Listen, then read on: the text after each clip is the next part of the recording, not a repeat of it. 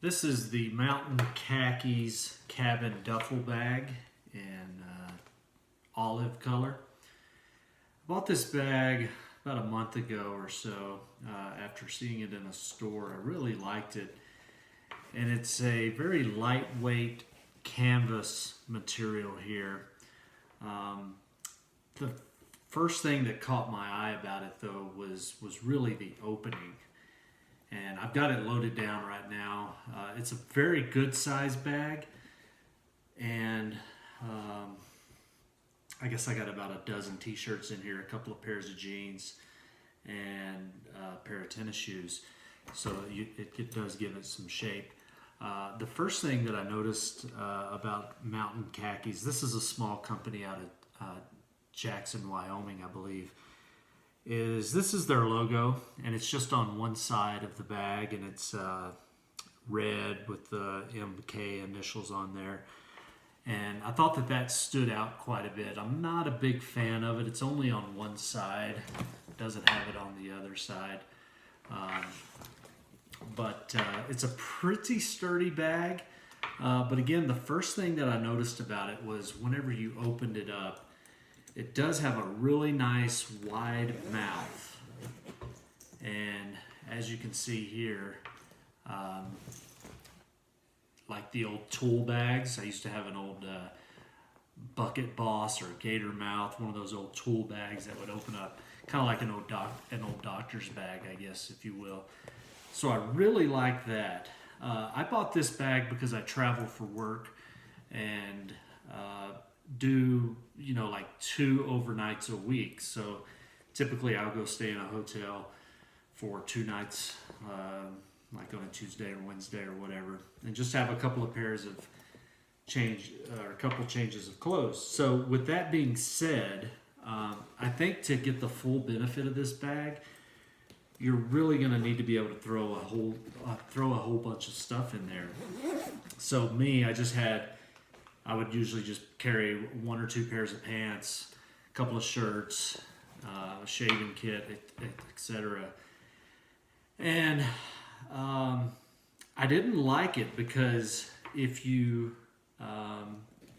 because when it's not fully packed, so again, I've got some shoes in here, a couple of pairs of pants. And you see immediately, as soon as you take that out off the top, this bag really sags and it just droops. It's very droopy. It's got it's almost like it's like a wire right here that supports the bag, but it's only in the top for the mouth of the bag, and then there's really no support here on the side. There's nothing to really give it any structure, I guess. So typically this was like all that I would have in my bag, and I would just lift it like that. The other thing was, again, these bags that do this, so it does have a nice strap for your shoulder. Pretty comfortable here. It's just a nylon cord with a leather top and then a pad that goes over your shoulder. So again, these bags that have the connection on this side and then on the other side, I'm not sure if I can translate that for you, but so it's like a diagonal cross. I did carry this bag through the airport one time. I took one trip with it, and it was brutal. Again, it was just a 2-night trip, and carrying it on my shoulder, I don't have a lot of room here in my house, but I just walked through the airport, and I mean, you see how it's kind of bunching up the shoulder strap right here? It just kind of catches against the zipper. And it was kind of just swinging freely in the airport, and I was really having to stabilize it with the handles here. So it wasn't a great travel bag. On the bottom, it is a nice full leather all across the bottom there.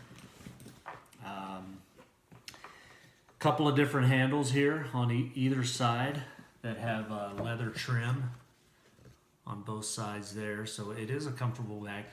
My guess is that if I were to keep this bag and use it, this would be the perfect bag if I was doing a casual trip on a weekend, you know, taking off work early on a Friday, throwing a bunch of lightweight jackets, maybe an extra pair of shoes, some pants, and really taking advantage. I mean, this has got a lot of room inside there. It even has this removable pocket on the inside, so for phones and whatever else, and then a zipper pocket, and it's actually removable, so you can take these snaps off of it, and then it just snaps right back on there. But for a weekly travel bag, if you're staying in a hotel, and especially if you're flying, this is not going to be the bag I think that you would want. It does have a nice outside pocket. I use this for a water bottle in the airport when I took it with me. I'll take the rest of this out. It does have a pretty cool lining in the bottom of the bag. Get this out of here.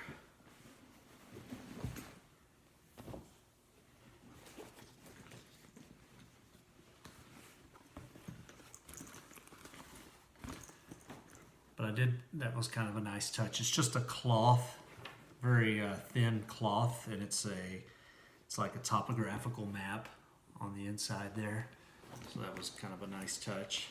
But again, it's completely empty now, and when you throw it in your closet, it just kind of folds down. I mean, it's a duffel bag. So I mean, it's called a cabin duffel bag. So I guess that's what you expect with a duffel bag. It just doesn't have a whole lot of shape, but huge. I love this wide opening. I mean, I can't emphasize how cool that really is. You know, as far as the quality of this bag, after taking a look at the Filson bags, and now I'm on to Tom Ben,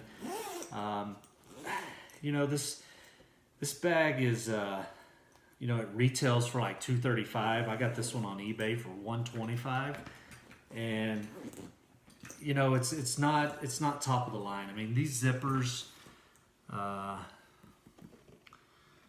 you know, they're just, you know, when you have to close it, you always have to grab it with two hands and zip it up, and it's just kind of flimsy. It's not the best crafted bag.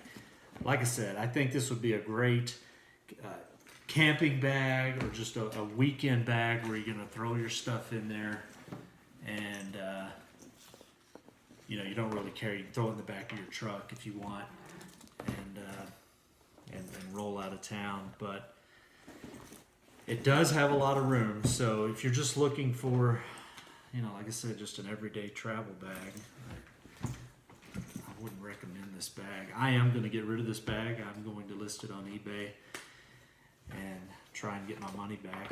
But the Mountain Khakis cabin duffel bag. Thanks for watching.